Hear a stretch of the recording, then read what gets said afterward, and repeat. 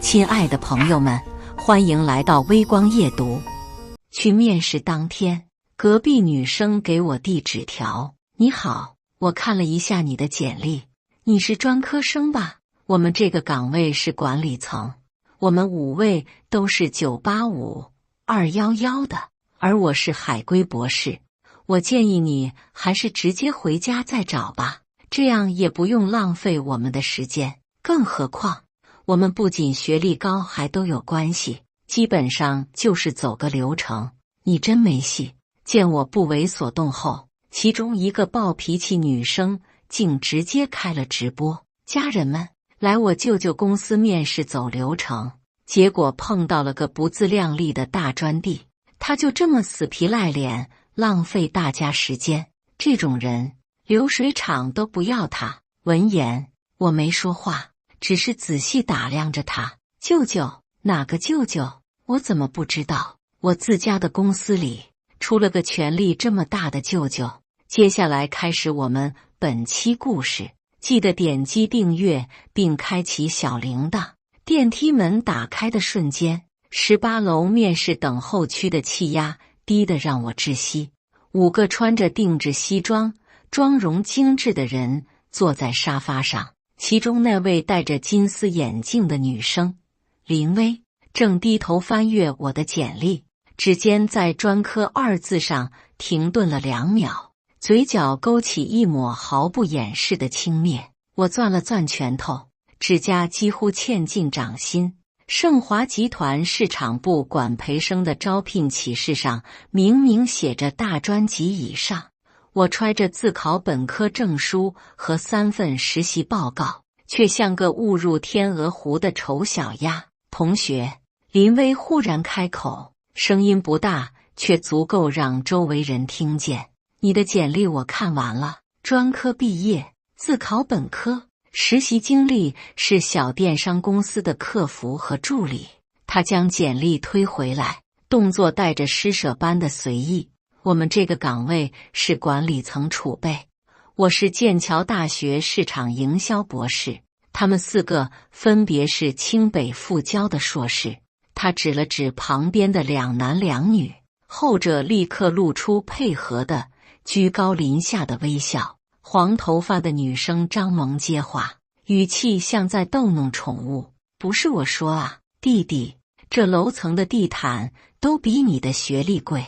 我舅舅是市场部副总，来这儿就是走个流程。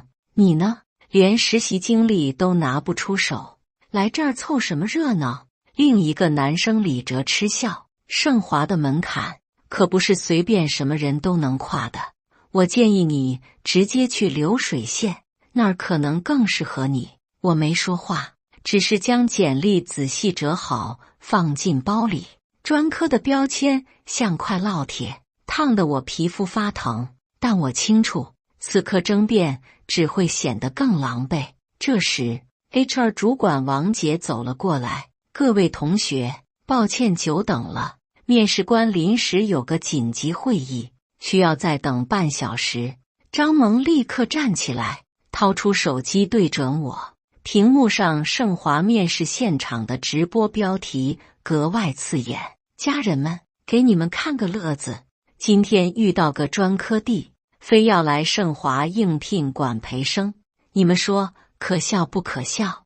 弹幕瞬间滚动起来：“专科，盛华疯了还是他疯了？小姐姐好美，舅舅是副总，厉害了，这男的脸皮真厚，赶紧回家吧。”张萌得意地把镜头对到我脸上：“看到没？就这哥们还说自己有能力呢，我看啊，连给我们提鞋都不配。”林薇推了推眼镜，补充道：“话不能这么说。”他转向我，语气温和却字字诛心：“同学，我是为你好，职场很现实，学历是敲门砖，你这块砖太薄了，砸不开盛华的门。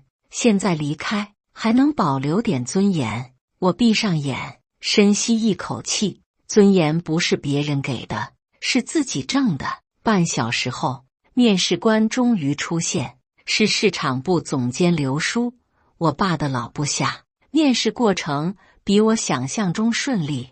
刘叔问的几个案例分析，我都结合实习经历给出了方案，但我能感觉到林薇和张萌等人的目光像针一样扎在我背上，充满了嘲讽和不耐烦。临走前，刘叔拍了拍我的肩：“小陈，等通知吧。”张萌立刻在直播间里起哄：“家人们听到没？等通知就是没戏的意思。”我就说吧，专科生就是来搞笑的。3天后，我接到了录用通知，入职手续办完。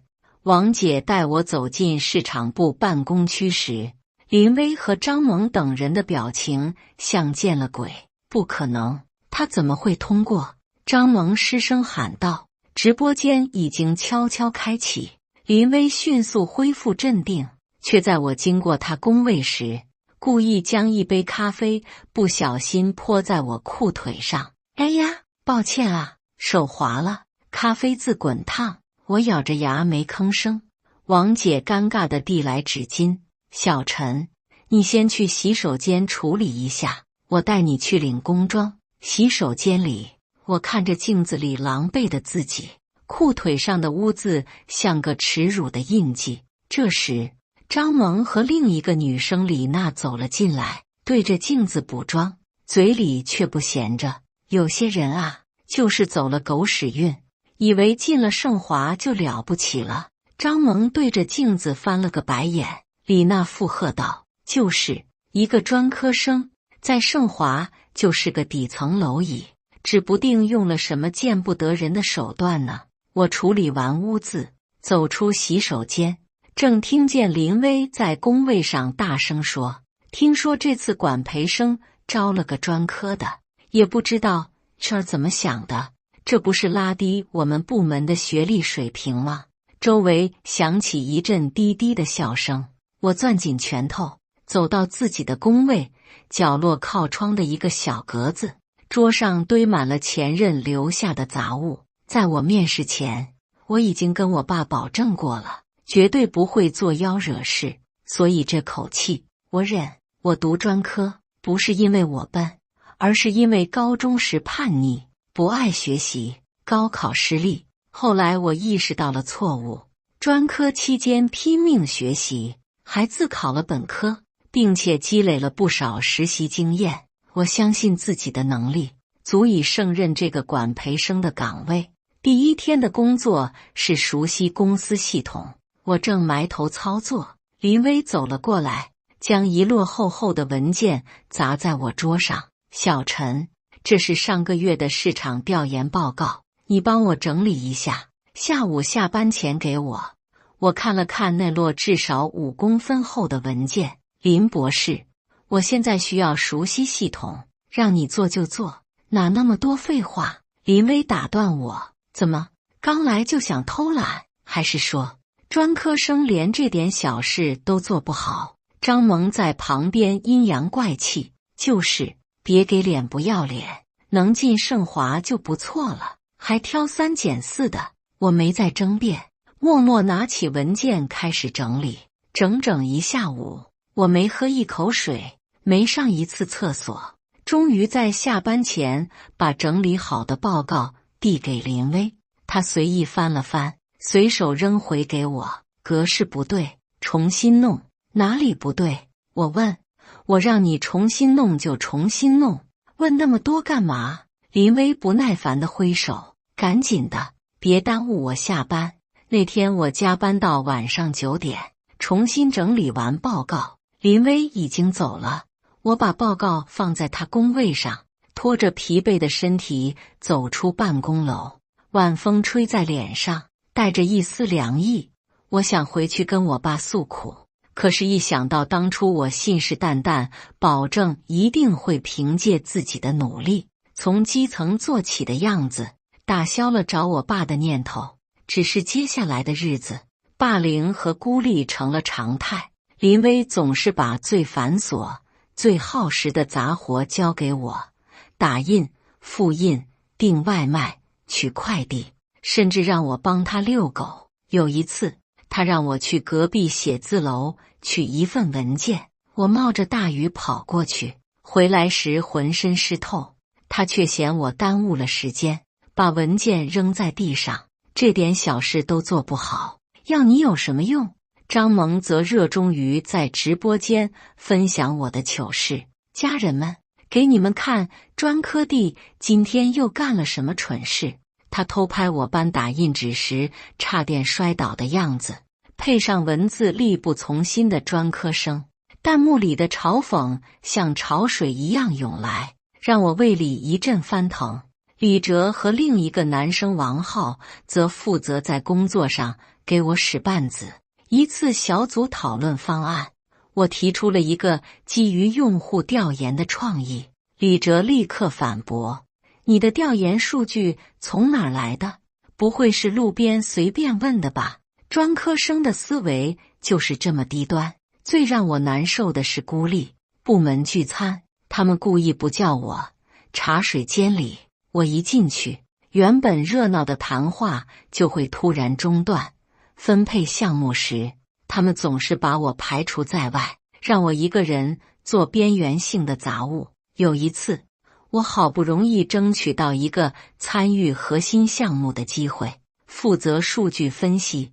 林威却在我提交报告后，当着总监的面指出几个低级错误，说我数据造假。我据理力争，拿出原始数据和分析过程，林威却冷笑：“数据这种东西，谁知道是不是你为了迎合结论瞎编的？专科生的学术诚信本来就值得怀疑。”总监虽然没多说什么，但看我的眼神里多了一丝疑虑。那天晚上，我坐在空无一人的办公室里，看着窗外的万家灯火，第一次感到了深深的无力。第二天一早，我刚到办公室就发现电脑被人动了手脚，所有文件都被删除，连备份都不剩。哎呀，不好意思。张萌嚼着口香糖，昨晚加班不小心碰到你电脑了，你不会介意吧？李哲在旁边冷嗤道：“自己不保存好，怎么能怪你呢？”萌萌，我握紧拳头，想起入职前向爸爸保证过要靠自己能力证明价值，硬生生把怒火压了下去。没关系，我可以重做。真是好脾气呢。张萌突然提高音量：“大家快看，专科生的忍耐力就是强，难怪适合干脏活累活。”办公室里响起零星的笑声，我的后背渗出一层冷汗，但脸上保持着平静。中午我一个人在楼梯间吃便当，听见门外林威和张萌的对话。那小子肯定走了什么后门。张萌说：“无所谓。”林威冷笑：“我有的是办法让他待不下去。对了，你舅舅知道这事吗？”“当然，舅舅说会特别关照他的。”我放下筷子，眉头紧锁。张萌所谓的舅舅到底是谁？小虎文档防盗印，找点书机器人选小虎，稳定靠谱，时薪对勾不踩坑。我爸的公司高层里可没这号人物。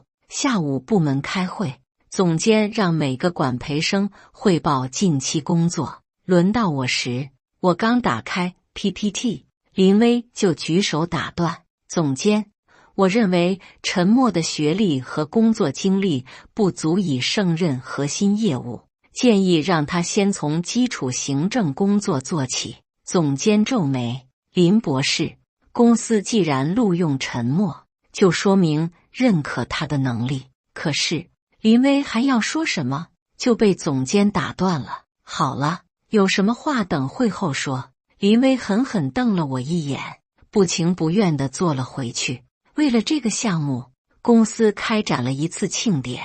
我前一天晚上跟爸爸保证了，这次一定会证明自己。庆典前3天，我负责的物料清单被林威不小心洒了墨水，字迹模糊不清。我连夜重新核对库存，却在第2天发现仓库钥匙不翼而飞。张萌在直播间晃着钥匙串笑：“家人们，猜猜我找到了什么？”专科弟的钥匙哦，不知道他没钥匙怎么进仓库呢？我报警的心都有了，但想到父亲叮嘱的低调，只能压下火气去配钥匙。当晚加班到10点，刚锁好仓库门，就接到张萌的电话。他用嗲声嗲气的语气说：“小陈，我忘了拿明天要用的嘉宾名单，你帮我开下仓库呗。”我忍着怒气返回公司，却发现张萌和李娜正蹲在仓库角落，手里拿着剪刀，对着背景板比划。听见动静，他们慌忙藏起剪刀。张萌还假装惊讶：“哎呀，你怎么来了？我们在找名单呢。”我没戳穿，只冷冷地看着他们离开。第二天一早，仓库果然出事了，背景板被划得稀巴烂，签到台的鲜花被踩成泥。林威带着 HR 和总监冲进来时，张萌立刻举着手机直播，镜头扫过狼藉的现场，最后定格在我脸上。家人们，专科弟把庆典搞砸了，他肯定是嫉妒我们。总监皱着眉，沉默。你负责看管仓库，现在物料被毁，你必须给个解释。林威推了推眼镜，语气公正。监控显示，昨晚只有你最后离开，不是你是谁？我猛地抬头，仓库监控不是死角吗？哦，你怎么知道是死角？李哲立刻抓住漏洞，不是你干的。你怎么对监控了如指掌？弹幕在张萌的直播间疯狂滚动。实锤了，自己暴露了，专科生就是心术不正，赶紧开除，别玷污圣华。我攥紧拳头，指甲嵌进掌心，血腥味在口腔里弥漫。总监最终也只是叹了口气，算了，重新做吧，只要熬个夜，还是来得及的。话落，那几个排斥我的人立刻像是被踩到尾巴的猫一样。林威直接尖叫出声：“总监，陈默到底是谁家的亲戚？总是被优待，我们都累了这么久了，非要被他一个专科生连累吗？”就连张萌开的直播里的弹幕都在喷我：“什么废物专科生，自己做不好还要连累我们家爱播。”我看啊，他根本就是嫉妒别的高材生才会心生妒忌吧，太恶心了这种人。总监瞪了林威和张萌一眼：“你们要是不服气，可以不做，但是你们能不能继续留在公司，就看你们表现了。我们都是一个公司的人，是一个团队，一荣俱荣，一损俱损的道理不懂吗？”林威和张萌大概是被总监吓到了，只能讪讪闭嘴，只是看我的眼神淬了毒。晚上，虽然总监交代了我们要一起做，但是除我之外的人都聚在一起开黑。快救我啊，李哲！你一直待在下路做什么？不会是对我们家微微有什么想法吧？张萌暧昧地笑着。李哲立刻辩解：“你干嘛胡说啊？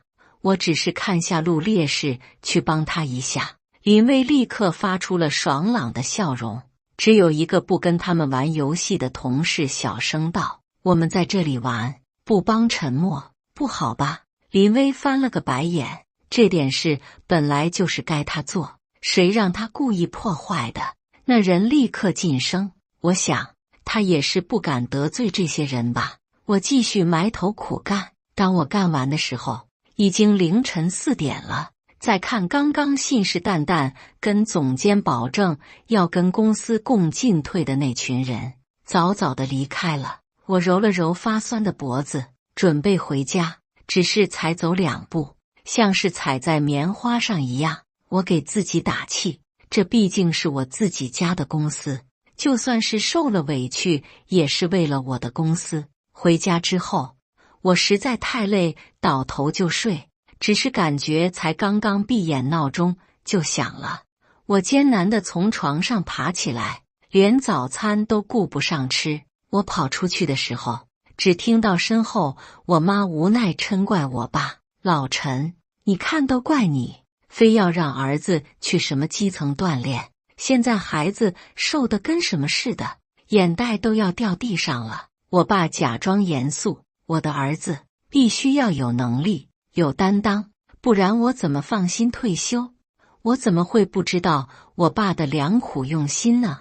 我心里那点退缩的想法立刻消失殆尽。来到公司，我刚刚走到自己工位前，便看到了那刺眼的红色专科废物4个字。我的桌子上、椅子上用红色马克笔密密麻麻地写满了这样恶毒的文字，我气得手都在抖。而林薇和张萌则是发出掩盖不住的笑声。李哲也在旁边看笑话。总监走了出来，看到我愣在原地，眉头一皱，顺着我的视线看向我的工位，立刻变了脸色。你们谁干的？没有人承认。那群罪魁祸首头低得跟鹌鹑似的，要是让我查出来是谁，别怪我不客气。我们公司容不下这种害群之马。总监，您一而再再而三地维护沉默，到底是什么意思？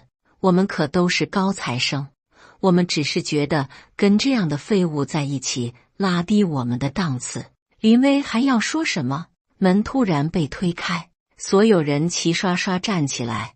我爸带着几位高管走了进来。董事长好。我爸点点头，目光扫过众人，在我身上停留了1秒。刘叔赶紧介绍，这是新来的管培生们。林薇立刻上前一步，董事长您好，我是剑桥大学博士林薇，目前负责。我爸抬手示意他停下，径直走向我的工位，那里被人用红色马克笔涂满了专科废物的字样。这是怎么回事？他的声音冷得像冰。办公室鸦雀无声，张萌脸色惨白，手机从口袋里滑出来，屏幕还停留在直播页面，标题赫然写着围观盛华专科小丑。我深吸一口气，从电脑上调出一段监控视频，画面清晰显示早上人还没来之前，张萌在我的工位上涂鸦的全过程。这不可能！张萌尖叫。那段监控应该已经……他猛地捂住嘴，但为时已晚，应该已经被你舅舅删了，是吗？我平静地问，顺便问一句，你舅舅到底是谁？我父亲的公司里好像没有这号人物。你父亲？林薇的声音突然尖利起来。我爸拍了拍我的肩膀，正式介绍一下，这是我儿子陈默，他坚持要从基层做起，没想到会遇到这种事。张萌直接瘫坐在地上，直播间的弹幕瞬间爆炸，卧槽反转，踢到铁板了，哈哈哈！刚才骂人的喷子呢？林薇的脸色由白转青。董事长，这是个误会，不必解释了。我爸转向刘叔，通知人事部，这几位员工的试用期提前结束。董事长，林薇失控地喊道，我是剑桥博士，他不过是个专科生，学历只代表你的学习经历。我爸冷冷地说，而你的所作所为，证明你连最基本的做人道理都没学会。走出办公室时，我回头看了一眼面如死灰的林薇和张萌，曾经让我喘不过气的学历枷锁，此刻突然变得轻如鸿毛。手机又震了一下，是爸爸的新消息，晚上回家吃饭吗？妈妈做了你爱吃的糖醋排骨。我微笑着回复，好，正好有事想跟您商量。我想继续进修 MBA。抬头望向窗外，阳光正好。我知道，真正的挑战才刚刚开始。我爸离开后，市场部陷入了诡异的寂静。张萌瘫坐在地上，精心打理的黄发凌乱地贴在惨白的脸上，林薇的金丝眼镜歪在一边，镜片后的眼睛瞪得老大，活像条被冲上岸的鱼。我弯腰捡起张萌掉落的手机，直播间人数已经突破10万，弹幕疯狂滚动。今天大反转，刚才骂人的出来挨打，太子爷微服私访记，关掉吧。我把手机递还给张萌，他颤抖的手指怎么也点不准关闭键。刘叔走过来，拍了拍我的肩膀：“小莫，去我办公室聊聊。”经过林薇身边时，我听见他喉咙里发出咯咯的声响，像是被什么堵住了。曾经不可一世的剑桥博士，此刻像座被抽走骨头的雕塑。总监办公室的玻璃门一关上，刘叔就长舒一口气：“你这孩子怎么不早说？你爸要是知道……”刘叔，我打断他：“我是来工作的，不是来当太子爷的。”窗外，人事部的同事已经开始收拾林薇和张萌的工位。张萌哭的妆都花了，正拽着 HR 的袖子求情：“我舅舅真的是副总，你们去问张小姐。” HR 冷着脸：“我们查过了，公司高层里没有你的亲属，虚构关系是严重违纪行为。”我转开视线，这场闹剧该结束了。下班时，我在电梯口遇到了市场部总监赵明，这个平时眼高于顶的中年男人，此刻笑得像朵向日葵。“小陈啊，怎么不早说你是董事长的公子？明天有个重要项目会议，你一定要参加。”赵总监，我按下电梯按钮，我还是想做基础岗位，从最底层学起。他的笑容僵在脸上，这怎么行？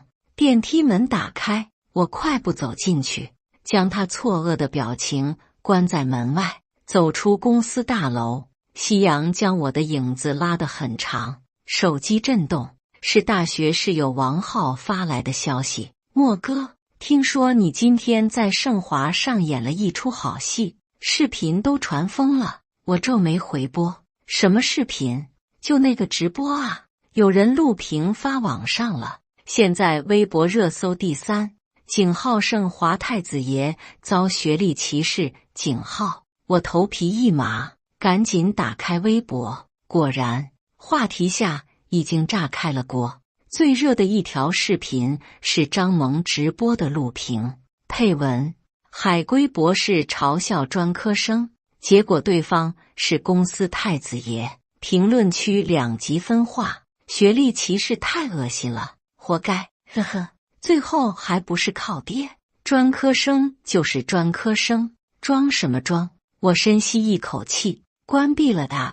事情的发展超出了我的预料，家里的餐桌上摆满了我爱吃的菜，妈妈不停地往我碗里夹菜，多吃点，都瘦了。爸爸坐在主位，看似专注地吃饭，但我知道他一直在观察我。爸，我放下筷子，今天的事先吃饭。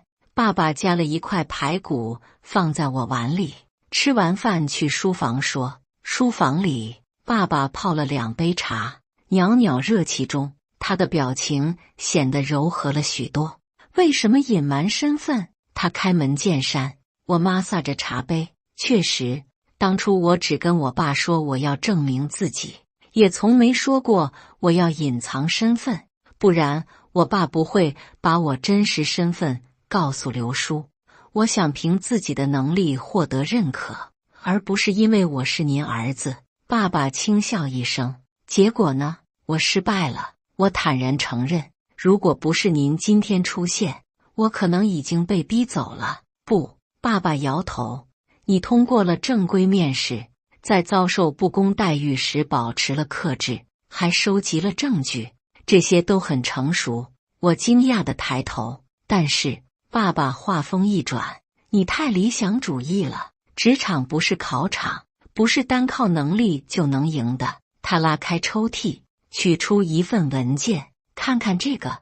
文件上是林薇的简历和入职评估报告。我越看越心惊，他在剑桥的博士学历是假的，不止他。爸爸冷笑，那个张萌，所谓的舅舅，是我们竞争对手公司派来的商业间谍，他们早就盯上你了。我后背一阵发凉，所以今天您突然来市场部，不是巧合。爸爸目光如炬，我本想提醒你小心，没想到正好撞见那一幕。窗外一轮明月高悬，爸爸拍拍我的肩，现在你明白了，职场如战场，有时候身份不是特权，而是保护自己的武器。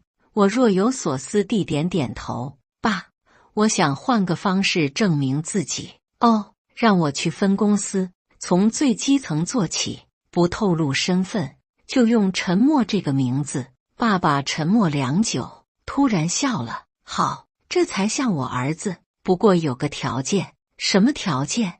每周回家吃顿饭。你妈想你想得紧。走出书房时，妈妈正在客厅看电视，新闻里正在报道今天的热搜事件。画面切到盛华集团大门外聚集的记者。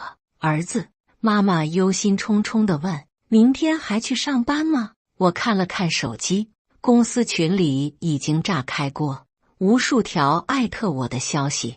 林薇和张萌被开除的公告高高置顶。去，我坚定地说，但不是以太子爷的身份。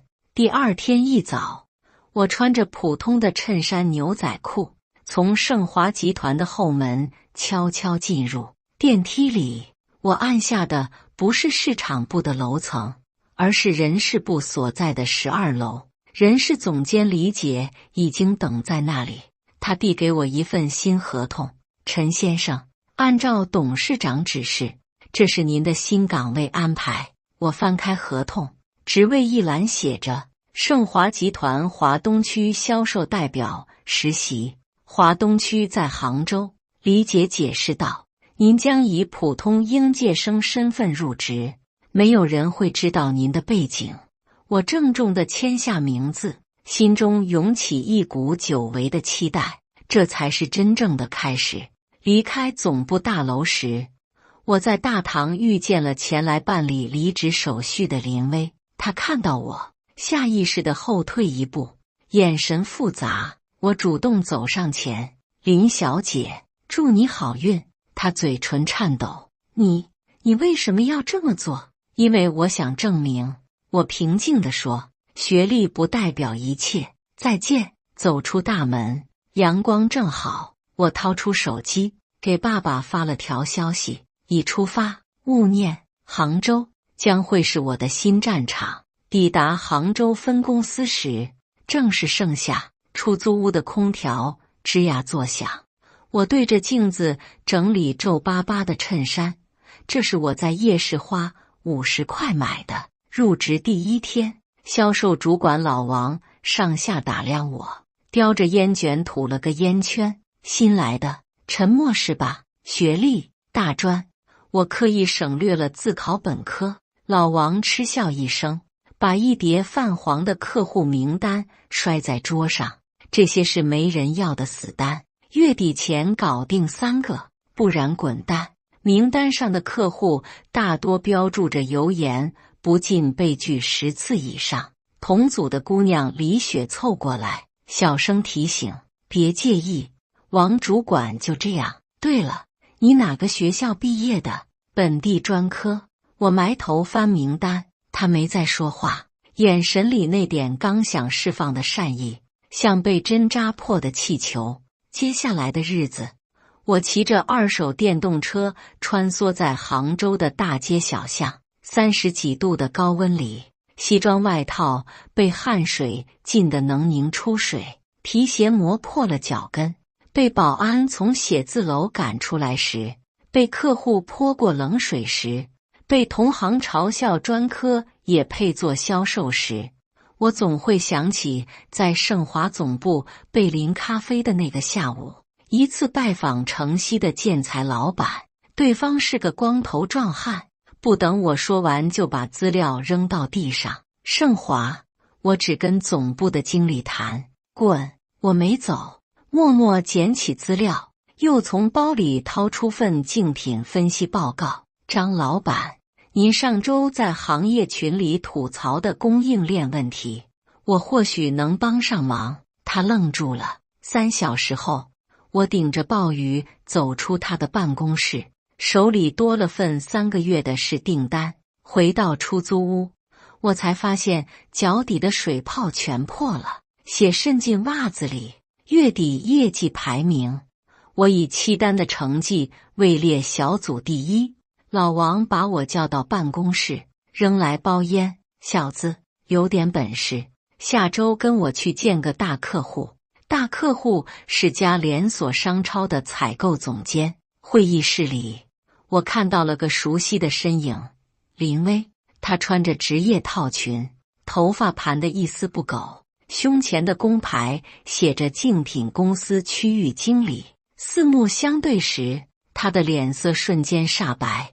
老王没察觉异常，热情地介绍：“这是我们盛华的黑马销售陈默，这是林经理。”林薇强装镇定，伸出手：“陈先生，幸会。”他的指尖在发抖。谈判进行到一半，林薇突然打断：“据我所知，盛华近期管理层动荡，怕是难保供货稳定吧？”他刻意瞟向我，毕竟连录用标准都能降低到专科水平。商超总监皱起眉。我翻开笔记本，调出盛华华东区的产能数据和新仓库规划图。林经理可能不太了解，盛华杭州分公司今年的增长率是117%，并且刚刚签约了萧山堡税仓。至于学历，我看向林薇。我同事李雪是浙大硕士，上个月被我这个专科生抢了3个大单。林薇的指甲掐进了掌心。最终，商超总监把年度订单给了盛华。走出会议室，林薇在楼梯间拦住我：“你到底想怎么样？”“我不想怎么样。”我看着他干裂的嘴唇，“只是提醒你，职场不是靠学历霸凌的地方。哦，对了，你简历上的剑桥项目经验，我上周跟剑桥校友圈核实过，查无此人。”他踉跄着后退，扶住墙壁才没摔倒。年底，我以分公司销冠的身份回总部述职，走进熟悉的18楼。曾经嘲讽我的工位，如今坐着新人。看到我时，眼神里满是好奇。刘叔把我拉到茶水间，压低声音：“你爸可算等到这一天了。其实啊，林薇和张萌背后的舅舅是你爸故意放的烟雾弹，就为了逼你跳出舒适区。”我愣住了，推开董事长办公室的门，父亲正在看我的述职报告，嘴角噙着笑：“杭州的水泡没白磨，所以那场霸凌也是您。我只知道你在盛华受了委屈。”父亲合上报告：“但怎么反击，是你自己选的路。”他递给我一份文件，华东区总经理的任命书，明天生效。我没接，而是从口袋里掏出一份 MBA 录取通知书。“爸，我想先去上学。”父亲看着通知书，沉默了很久，突然笑出声：“好。”像我2年后，我以盛华集团战略发展部总监的身份，在一次行业峰会上遇见了林薇。他指了指旁边的2男2女，后者立刻露出配合的居高临下的微笑，而因陈总监，他主动举杯：“当年的事，对不起，都过去了。”我与他碰杯：“听说你现在做的社区团购项目，帮了不少农产品滞销的农户。”他惊讶地抬头，我笑了笑：“职场的输赢从不在学历标签，而在你是否始终记得，能力之外还有良知。”走出会场，夕阳把我的影子拉得很长。手机响起，是杭州分公司的李雪发来消息：“莫哥，我考上浙大 MBA 了，谢谢你当年那句话。”我抬头看向盛华集团的大厦，玻璃幕墙上倒映着城市的万家灯火。曾经以为学历是天堑，后来才明白，真正的门槛从来都在你自己心里。至于那些曾经的嘲讽与霸凌，不过是成长路上必须跨过的一道矮墙。偶尔，我还会想起那段被霸凌、被孤立的日子，那些嘲讽和刁难像伤疤一样留在记忆里，但也让我更清楚地认识到，真正的强大不是靠身份和背景，而是靠自己的能力和韧性。临走前，我负责的第一个独立项目成功上线，数据远超预期。庆功宴上，刘叔举杯向我祝贺：“小峰，好样的，果然有董事长的风范。”我笑着举杯回敬：“是我爸给了我机会。”窗外的夜景依旧璀璨，盛华集团的 logo 在夜空中闪烁。我知道，我的事业必须要在充实自己以后才可以开始。未来还有很多挑战，但我不再害怕，因为我明白，当我用实力说话时，那些曾经的偏见和歧视都会变成过眼云烟，而真正能站稳脚跟的，从来不是谁的儿子，而是我自己。感谢大家的观看，本期故事精彩吗？欢迎大家在下方评论区吐槽。如果你喜欢这类故事，记得点击订阅微光夜读，并分享给更多的人，这会对我帮助很大。再次感谢大家的观看。